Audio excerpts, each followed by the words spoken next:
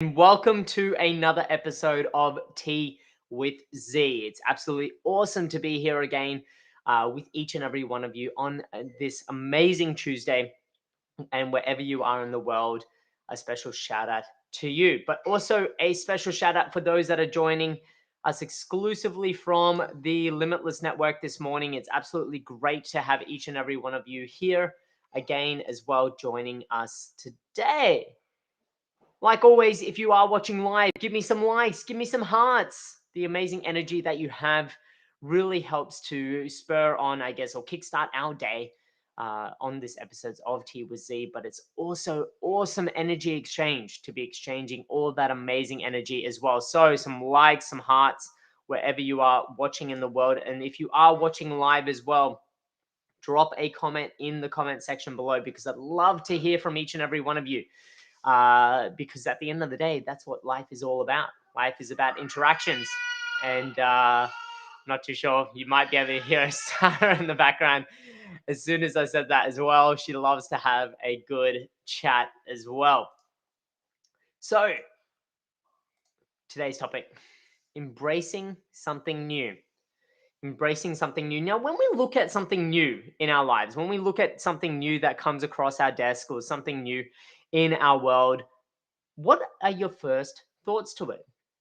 Are you resistant to what that new thing might bring? Because when new happens, often change quickly follows, or often change is a part of that. We're changing a behavior, we're changing something in our lives to accommodate that something new. And when change occurs, how do you respond to it?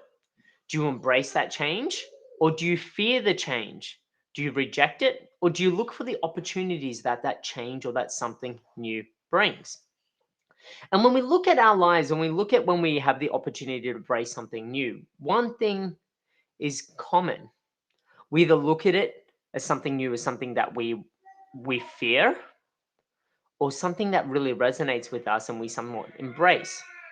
And as a result of that difference in mentality, we either respond positively or negatively to that something new. And this something new could be anything in your life. This something new could be a new product in your business. This something new could be a new customer that is shopping within your store. This something new could be a new talent that you have on board.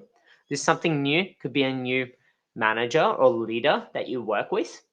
Whatever that something new might look like within your business, be a new colleague that's come into the fray.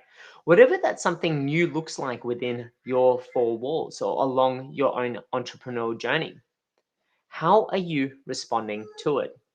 And what I really wanted to do today was take the opportunity to really, I guess, give you some practical tools and tips and tricks to change your mindset from fearing that change, fearing that something new, to embracing that change and looking at the opportunities within it. And that's the first tool and trick right there is when we look at something new, what is our first response and why do we have that response? Asking why we are having that response allows us to quantify why we are feeling the way we are. If we are feeling some elements of fear, some anxiety, some nervousness around something new, asking ourselves why. So that's the first trick. Why we are feeling that way is a great step to really understand what the reasons are for it, where these feelings are coming from.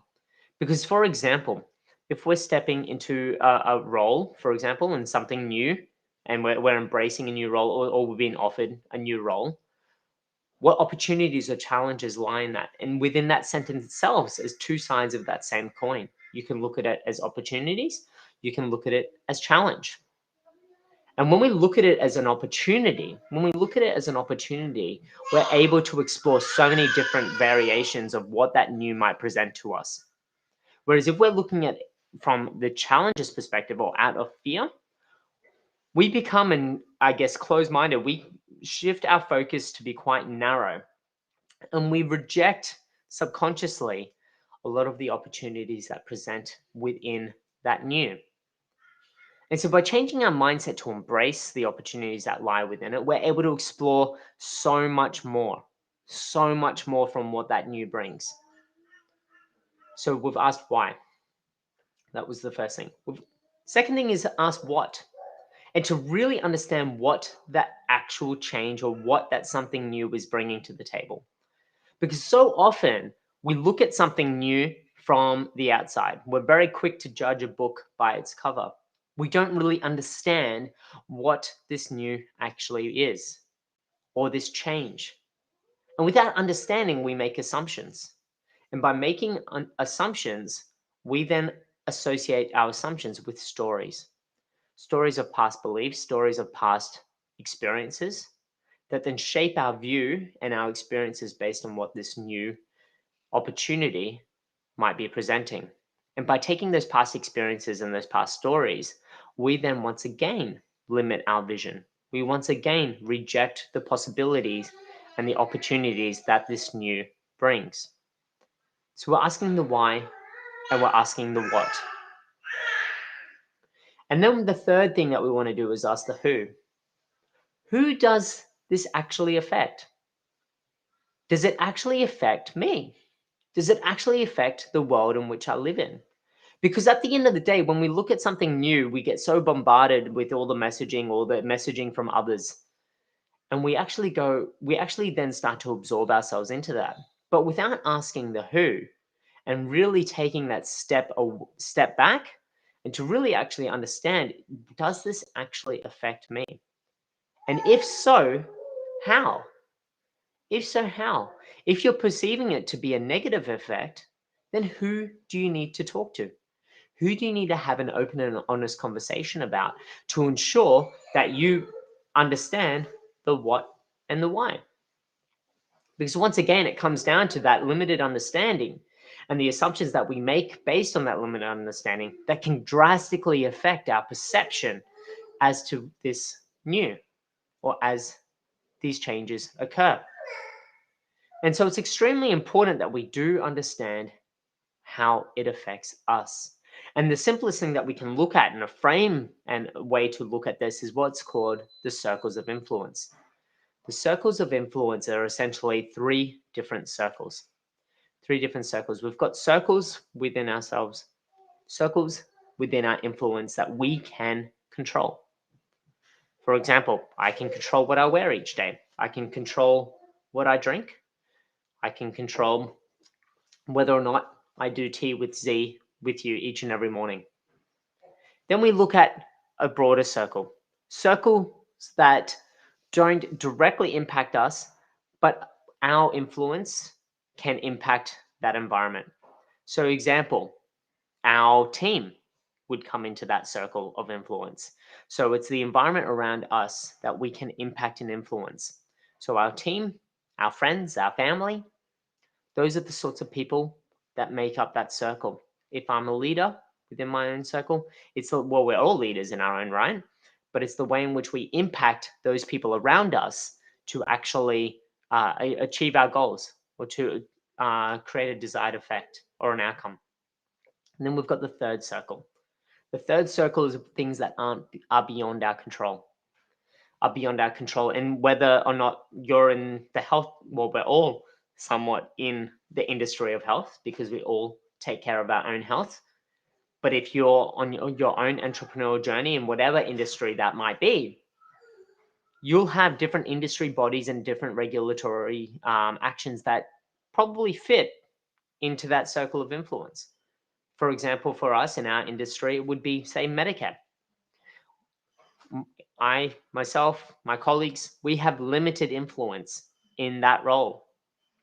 Yet, what we do so often is we play in that space and we focus so much time and energy in that space that we ignore the middle circle and the inner circle. And the inner circle we ignore the most because we're so bombarded by messaging and energy to really focus on things beyond our capabilities, beyond our influence. And as a result of that, we waste energy. We waste energy, and as a result of when we have the time and energy and space to really appreciate and look at something new in a different lens, we don't utilize it because we're too busy focusing on other things. So when it comes down to the who, remembering that we're focusing on that inner circle and that middle circle. It's really important that we use those resources and use those times to focus on those two circles. And in the comment section below, tell me about something that you've been focusing so wholeheartedly on, something new, something changing in your world that is beyond your influence, and how much time and energy that's taken up, and how you can shift your focus to those other two circles to really redirect it. So those are the three things we want to look at. We want to look at why, we want to look at what, and we want to look at who. And by understanding those three things, we can get a much clearer picture on what that new actually is before making the assumptions, before making the judgments. And this allows us to embrace it. This allows us to see the opportunities that lie within it. This allows us to get that broader perspective rather than that tunnel vision when we first reject change. So that's it from me today. So what are you going to do now? What information are you going to take away from this to look at different things in a different light, to embrace something new? Drop a comment in the comment section below, because I'd love to hear and understand exactly what that is. Because at the end of the day, we all face something new each and every day. We face new opportunities. And for some of us, we face new challenges, but within each challenge, there is always opportunity. And there's always the opportunity to learn something. So tell me in the comment section below. And if you are watching a replay, be sure to comment as well, because I'd love to hear each and every one of your comments. And once again, a special shout out to the Limitless Network, who actively engage and comment quite frequently on these videos in this amazing, safe environment. So the Limitless Network is a group of like-minded health professionals or health entrepreneurs or people that just value health in any way, shape, or form to get together to really embrace their own journey and to really share and collaborate along the way. So that's a like-minded community for each and every one of you, and feel free to join, because at the end of the day, that's what it's all about. So that's it from me today. I hope each and every one of you have an absolutely amazing day. So stay safe, stay well, and I look forward to catching up with each of you again on another episode of Tea with Z tomorrow. Have a fantastic day. Catch you then. Bye for now.